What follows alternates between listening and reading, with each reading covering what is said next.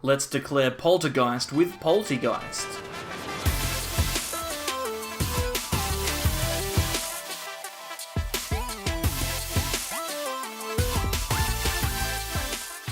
Welcome back everyone to more from the Sableyes. My name is Mitch, and today we're going to be taking a look at another slightly lower tier deck, and that is Polteageist.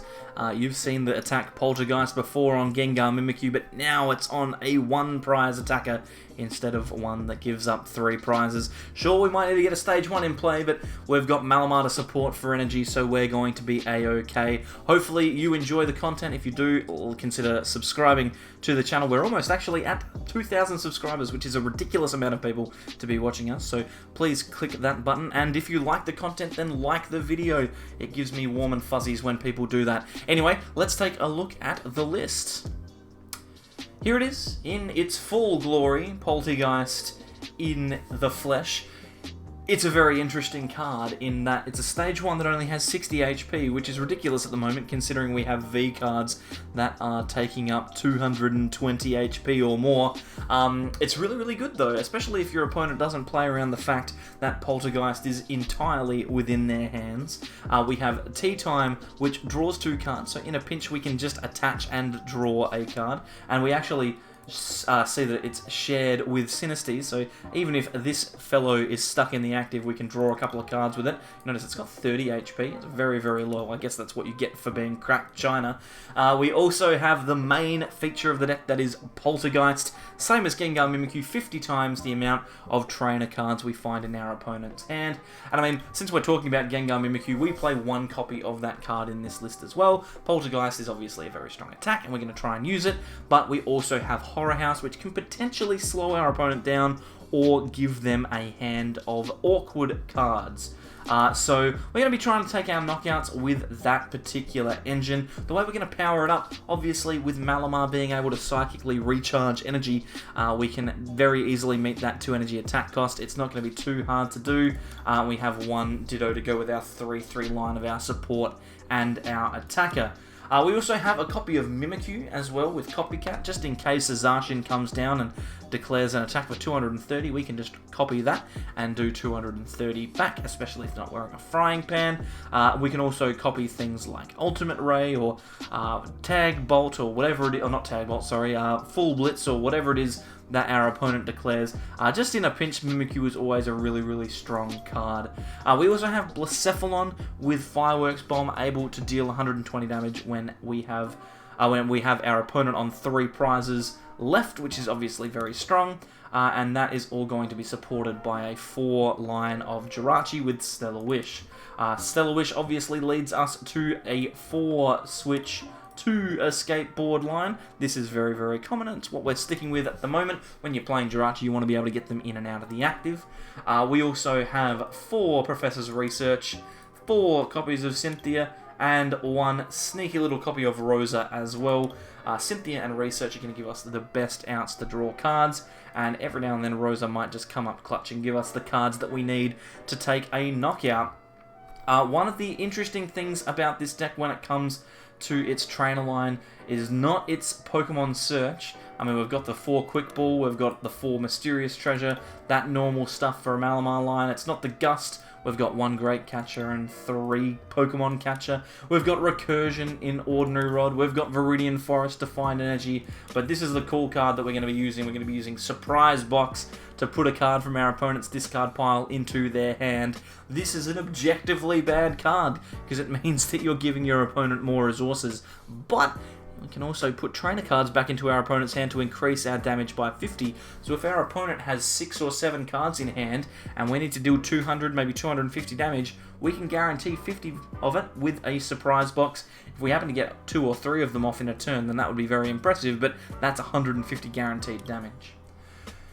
We have 7 Psychic Energy to round out the list, and apart from that, it's a pretty interesting one, but the big problem we're going to have, we don't have any attackers that realistically deal damage unless we've got Polteageist going off. So if our opponent plays around the fact that we have this as our only attack, then it's going to be very difficult for us to win the game. You could very easily put in things like Giratina in here. We didn't, because we didn't want to turn it into a Malamar list we wanted to keep it focused on Polteageist. But there are options going forward.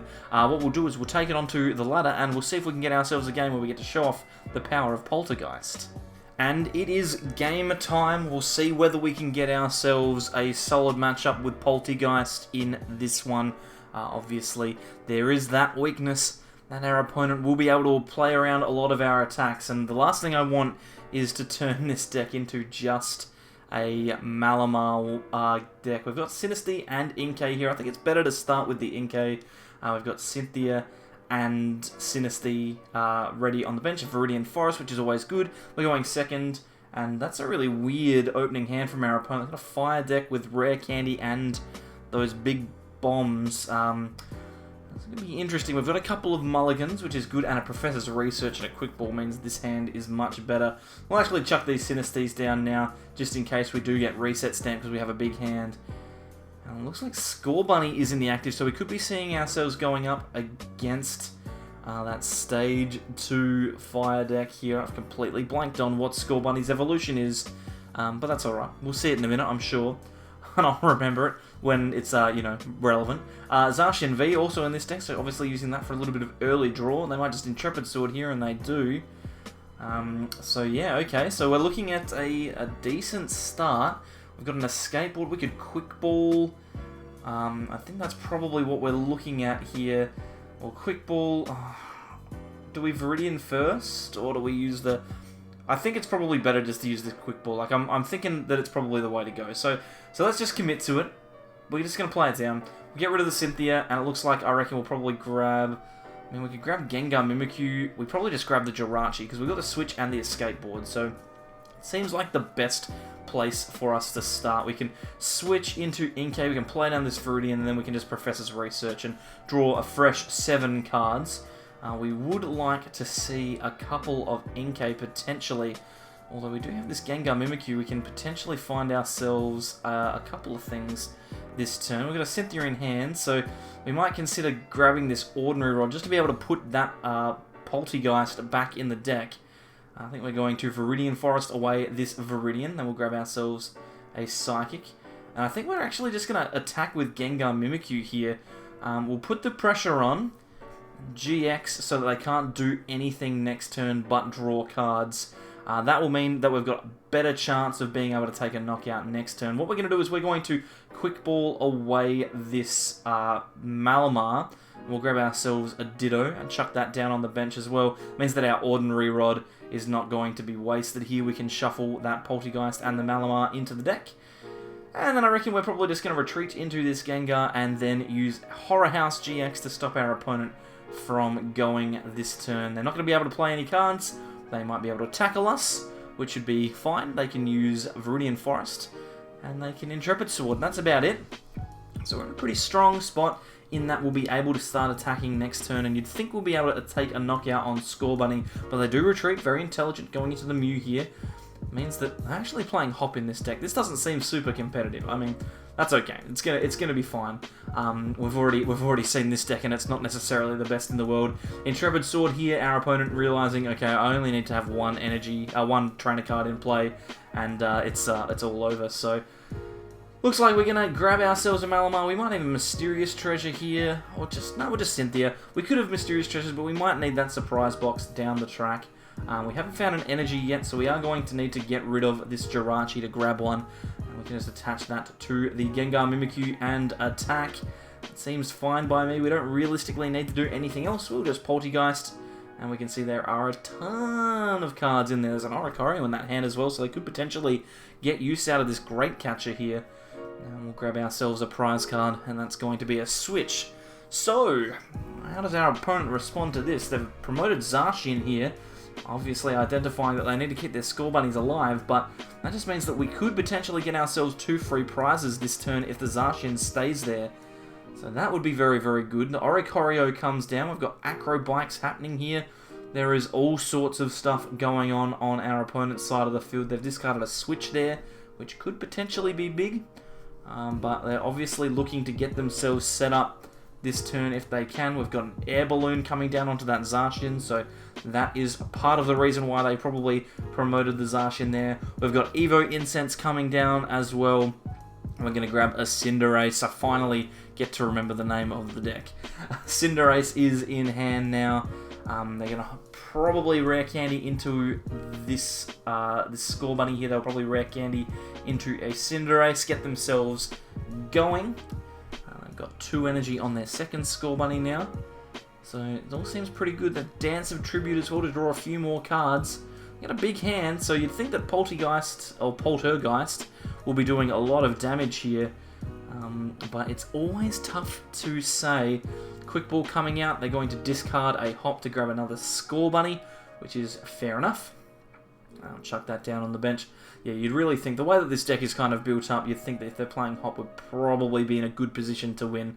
It's always awkward when you're playing decks like this, when you see yourself low down on the ladder.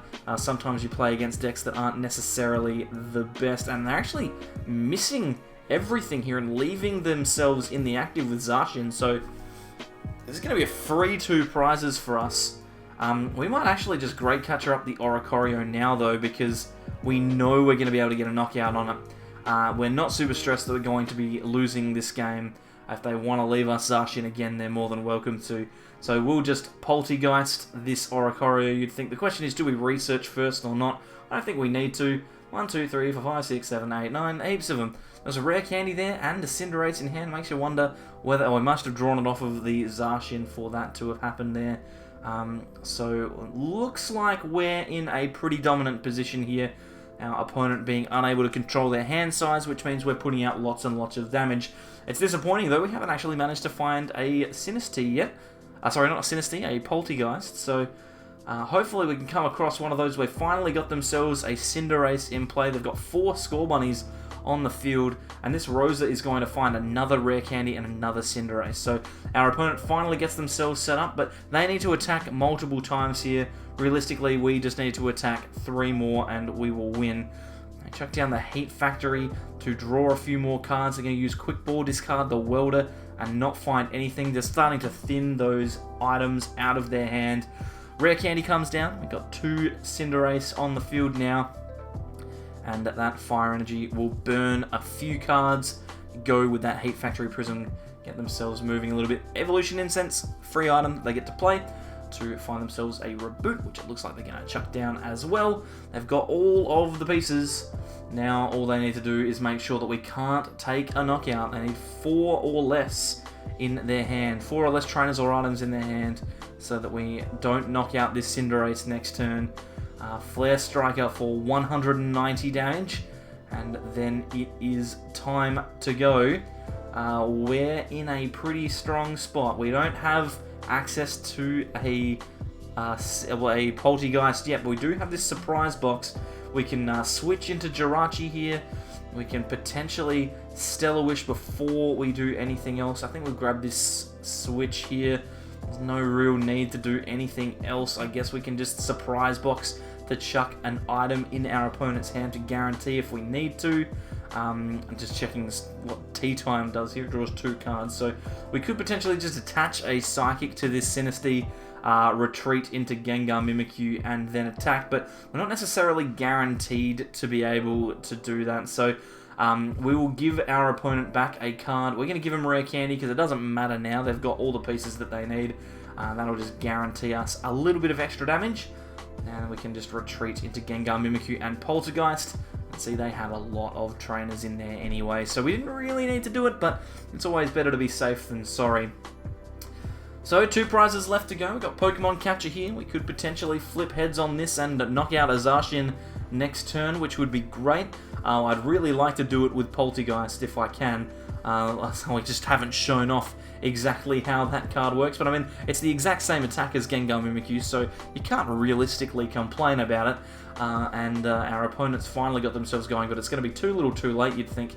They're going to retreat into a Cinderace here, but they're going to take 3 prizes. They're going to be 3 turns behind still. We're not going to give them the opportunity to win the game. And even if we just trade, we're probably going to find ourselves victorious. Flare Striker comes out and takes a knockout on Gengar Mimikyu, and they will take 3 prizes. That just means we've got more chances to take a knockout. In fact, I think it's almost guaranteed that we'll knock out this turn, even if we attack the Zacian. So we're going to need to flip heads on this Pokemon Catcher, I'd reckon. and try and win the game this turn. We've got Stellar Wish as well. We might go for that. We're going to grab Mysterious Treasure, which is going to find ourselves an attacker, which we are going to obviously need. We'll use that Mysterious Treasure. But first, we're going to Pokemon Catcher, and we flip the heads. So let's grab the Zacian here. We'll get ourselves a Polteageist with this Mysterious Treasure. Here he comes into play for the first and only time in the set when we're showing off the deck. We'll use Malamar to Psychic Recharge 1 energy from the discard pile to that Polteageist. We'll retreat. We'll play them this Mimikyu for no reason, I guess. And then we will use Polteageist for the knockout, you would presume. Yes, that is a hand that is almost entirely full of trainers. A pretty easy game in the end, but still showing off that Polteageist attack. There it is, not necessarily the most meta-informed game, but we've definitely seen how Polteageist can be used if your opponent doesn't play around it. It's definitely a cool little attack, and Polteageist took the win for us in the end.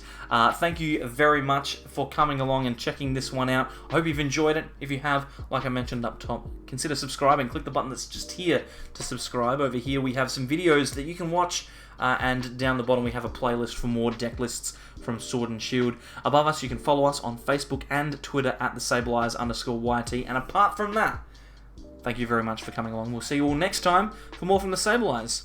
Bye.